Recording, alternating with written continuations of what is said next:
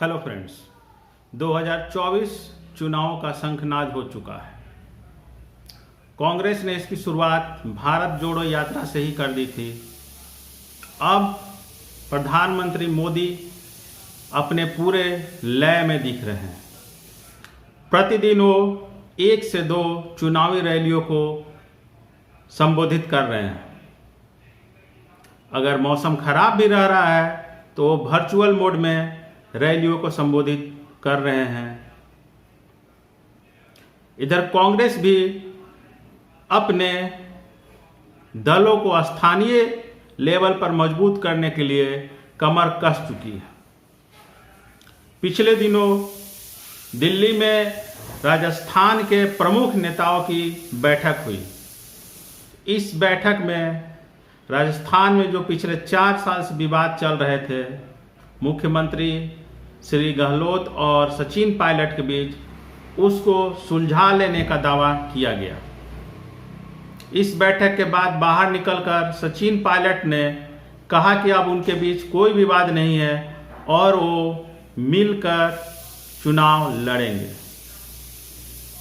जैसा कि आप लोगों को पता है कि अक्टूबर-नवंबर में भारत के 4 राज्यों में राजस्थान, मध्य प्रदेश, छत्तीसगढ़ और तेलंगाना के विधानसभा चुनाव होने वाले हैं। इन चुनावों का प्रत्यक्ष प्रभाव 2024 के लोकसभा चुनाव में पड़ने वाला है। इसलिए इन विधानसभा चुनावों को जीतने के लिए दोनों ही राष्ट्रीय पार्टियां, कांग्रेस और बीजेपी, पूरी तरह से कमर कस चुकी हैं और इस मौके को दोनों ही पार्टियां गंवाना नहीं चाहती, क्योंकि इन राज्यों का चुनाव का जो रिजल्ट है वो 2024 लोकसभा चुनावों के रिजल्ट को भी प्रभावित करेगा।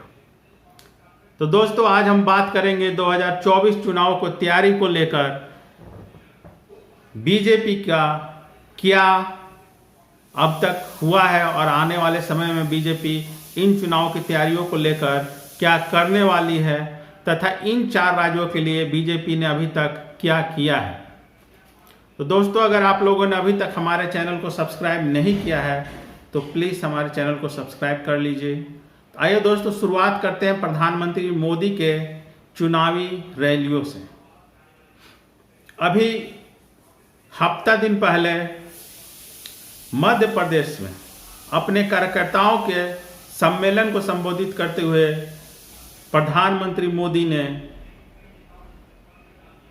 कांग्रेस के ऊपर तीखा प्रहार करते हुए उसे भ्रष्टाचारी दल बताया और मां और बेटे को जमानत पर बताया।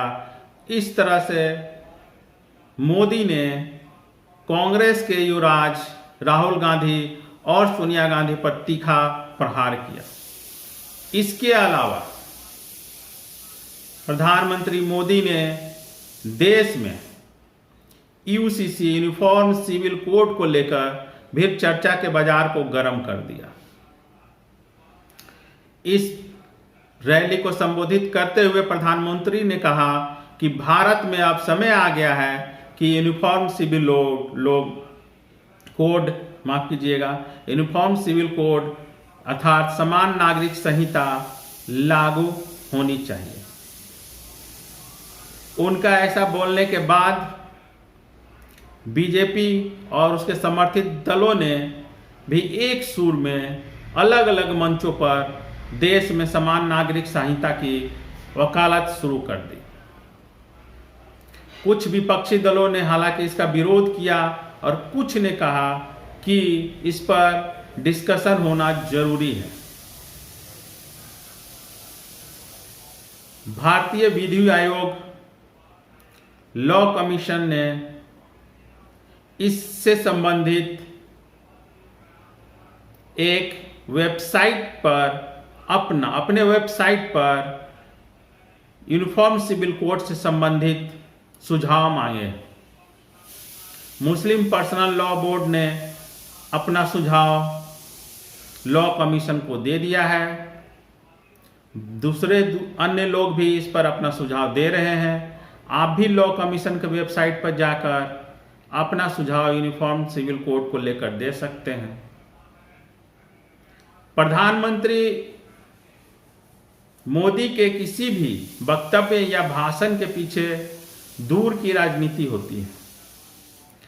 2024 में क्या मुद्दा होगा, बीजेपी किस फील्ड पर खेलेगी, इसकी पृष्ठभूमि तैयार की जा रही है।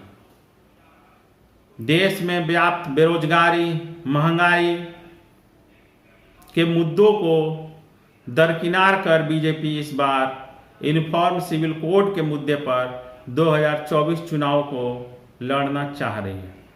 इसके लिए प्रधानमंत्री हर मंच से इस मुद्दे को प्रमुखता से उठा रहे हैं तथा केंद्रीय कैबिनेट के मंत्री भी हर जगह यूनिफॉर्म सिविल कोड को लेकर चर्चा कर रहे हैं, उठा रहे हैं, प्रेस कॉन्फ्रेंस कर रहे हैं।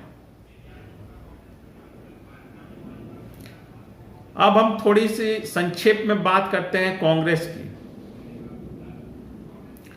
अभी कुछ दिन पहले हुए कर्नाटक चुनाव में जीत के बाद कांग्रेस के हौसले बुलंद हैं।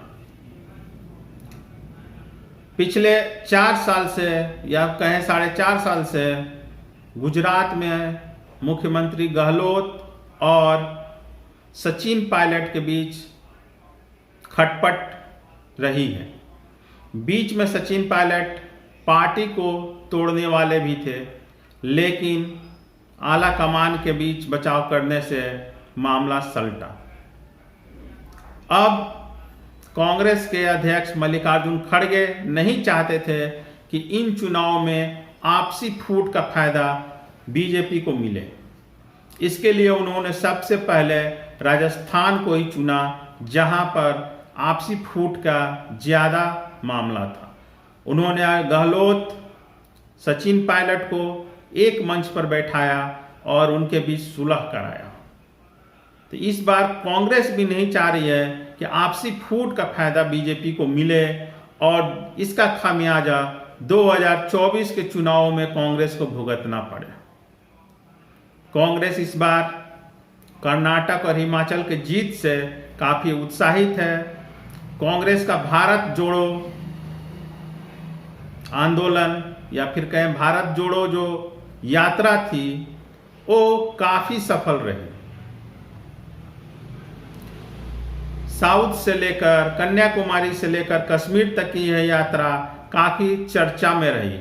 हालांकि गोदी मीडिया ने इसका ब्लैकआउट किया, शायद बहुत कम खबरें इसको लेकर चली, लेकिन स्थानीय मीडिया में और स्थानीय लोगों में जिन जिन प्रदेशों से यह यात्रा गुजरी वहां काफी भीड़ तथा काफी चर्चा का विषय था। ये इसको देखते हुए तथा कर्नाटक की हार के बाद बीजेपी को लगा कि अब अगर फील्ड में नहीं उतरा गया तो 2024 के लिए काफी देर हो जाएगी। इसको लेकर बीजेपी पिछले 15 दिन से केंद्रीय स्तर पर लगातार बैठकें कर रही है। अपने पार्टी के प्रमुख पदों पर नई बहाली कर रही हैं, कुछ नए लोगों को शामिल किया जा रहा है, कुछ लोगों के कार्यों को परिवर्तित किया जा रहा है, कुछ लोगों को प्रदेश का प्रभारी बनाया जा रहा है, कुछ लोगों का प्रभार बदला जा रहा है। तो ये कार्य बीजेपी पिछले 15 से 20 दिनों से लगातार कर रही है। इसी की कड़ी में झारखंड, पंजाब, आंध्र प्रदेश और तेलंगाना के प्रदेश अध्यक्ष को बीजेपी ने बदला। झारखंड में जहां बाबूलाल मरांडी को नया प्रदेश अध्यक्ष बनाया गया, वहीं पंजाब में कांग्रेस से आए सुनील जाखड़ को पंजाब की नई जिम्मेदारी दी गई है। तेलंगाना में जी किशन रेड्डी और आंध्र प्रदेश में डी पुरंदेश्वरी को वहां का प्रदेश अध्यक्ष बनाकर 2023 चुनाव की जिम्मेदारी दी गई। 2023 के अक्टूबर नवंबर में जैसी संभावना है राजस्थान, मध्य प्रदेश, छत्तीसगढ़, तेलंगाना और नॉर्थ ईस्ट के मिजोरम में चुनाव होने वाले हैं।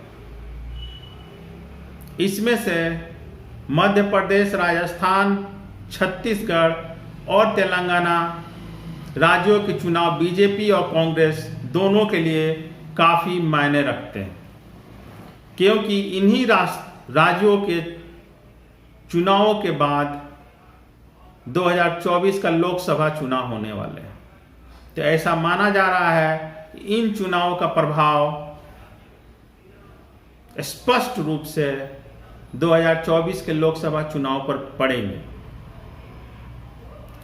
आइए अब हम बात कर लेते हैं सीट के अनुसार कि इन राज्यों में विधानसभा की कुल कितनी सीटें हैं तथा 2019 के चुनाव में या 2018 के चुनाव में किस पार्टी को कितने सीट मिले थे। शुरुआत करते हैं राजस्थान से। राजस्थान में 2018 से पहले बीजेपी की सरकार थी। 2018 के चुनाव में राजस्थान के 200 सीटों में से कांग्रेस को 99 सीट और बीजेपी को 73 सीटों पर जीत मिली थी, जिसके बाद अशोक गहलोत की अगुवाई में वहां कांग्रेस की सरकार बनी।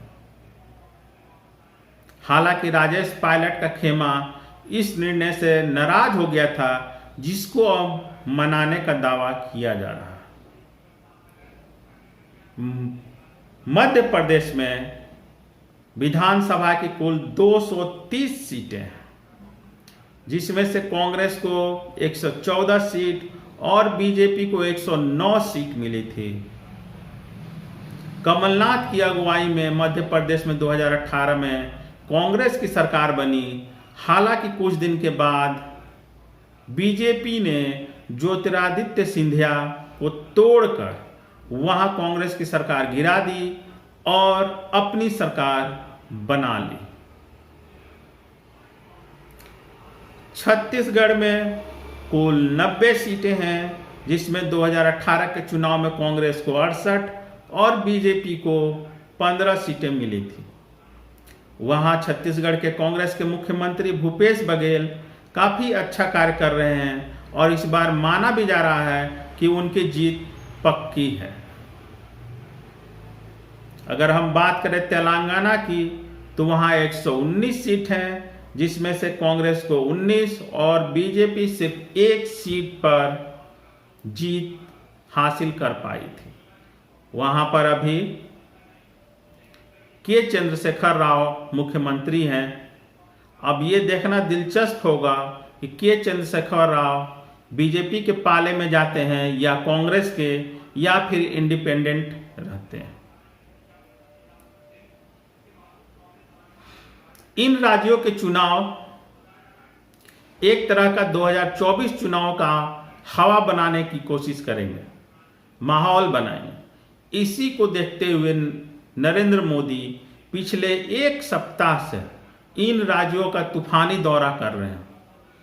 इसकी शुरुआत उन्होंने मध्य प्रदेश से की, फिर वो राजस्थान गए, फिर छत्तीसगढ़ गए, फिर तेलंगाना में गए थे अभी 2 दिन पहले, और कल फिर उन्होंने राजस्थान में रैली को संबोधित किया। इस तरह वो लगातार प्रतिदिन एक दिन करके इन चारों राज्यों का दौरा कर रहे हैं। किसी न किसी मुद्दे पर वहां की जनता को संबोधित कर रहे हैं। कभी वंदे भारत ट्रेन उद्घाटन के समय भाषण दे रहे हैं, तो कभी कुछ पुरानी योजनाओं का शिलान्यास कर रहे हैं, तो कुछ नई योजनाओं का शिलान्यास कर रहे हैं।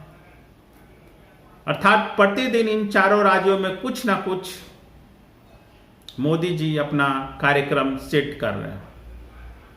इसको देखते हुए कांग्रेस भी वहां अपने कार्यकर्ताओं को कमर कसने का निर्देश दे रही है।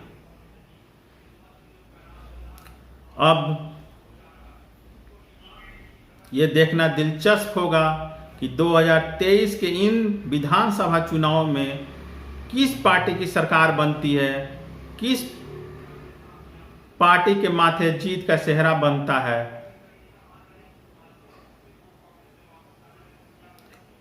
तेलंगाना की स्थिति थोड़ी कठिन है बीजेपी और कांग्रेस दोनों के लिए, क्योंकि वहां के चंद्रशेखर राव की जीत निश्चित मानी जा रही है। उसी तरह मध्य प्रदेश में अभी शिवराज सिंह चौहान के बारे में मीडिया रिपोर्ट कहना है कि इस बार शिवराज सिंह चौहान की स्थिति नाजुक है, तथा राजस्थान में जो एक सिद्धांत लागू रहा है कि एक बार कांग्रेस और एक बार बीजेपी, तो अशोक गहलोत ने कहा है कि इस बार वो इस नियम को बदल देंगे और दोबारा राजस्थान में कांग्रेस की सरकार बनाएंगे। तो दोस्तों, आने वाले दिनों में हम देखते हैं कि प्रधानमंत्री मोदी इन चुनावों को लेकर और क्या क्या तूफानी दौरा करते हैं, क्या स्टेटमेंट देते हैं, कि इन योजनाओं का शिलान्यास करते हैं। यूनिफॉर्म सिविल कोड को लेकर केंद्र सरकार का क्या रवैया रहने वाला है, इन सब मुद्दों को लेकर हम फिर हाजिर होंगे। तब तक के लिए धन्यवाद दोस्तों।